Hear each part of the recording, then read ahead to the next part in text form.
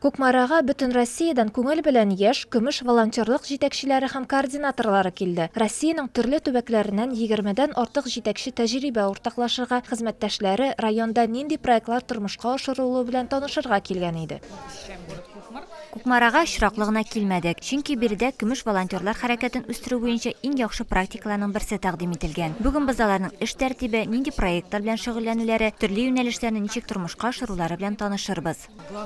Безнең очрашуыбызның төп максаты көмеш волонтерларны социаль хезмәт күрсәтү үзәгенә эшкә җәлеп итү. Кукмарада көмеш волонтерлык үзәге 2010 елда ачылды. 2021 елдан алып алар сәламәтлекләре буенча менталь тойпылышлары булган кешеләр белән дәресләр үткәрә башладылар. Бүгенге көндә 10 волонтер ярдәмче эшли. Иң кече волонтерга 61 яшь, ә иң өлкәсенә 84 яшь.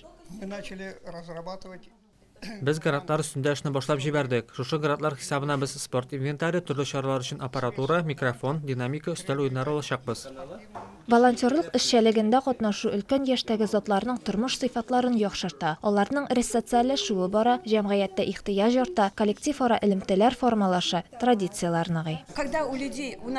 Кызларның һәрберсендә үз максатлары бар. Алар без авыру дип кул кушырып утырмый, хәрәкәт итә, эшли, шуннан үзләренә уңай хис кичерешләр ала. Волонтерлар социаль хезмәт алучыларның йортларында һәм йорт яны участокларында тәртип урнаштыра, яшелчә, җиләк, җимеш уңышын җыеп алырга булыша, кыш көне кар кери, күп балалы гаиләләргә һәм авыр тормыш хәлендә калган кешеләргә ярдәм итә. Алар аш, су, кул эшләре буенча балалар һәм өлкәннәр өчен мастер-класслар үткәрә. Шулай ук волонтерлар төрле акциядә катнаша, туристик экскурсиялар оештыра, сәламәтләндерү гимнастикасы, Скандинавия йөреше белән шөгыльләнә. Руслан Мөбаракшин, Адилә Шакирова, Марат Сабирҗанов, Азат Нигъмәтуллин, Татарстан яңалыклары.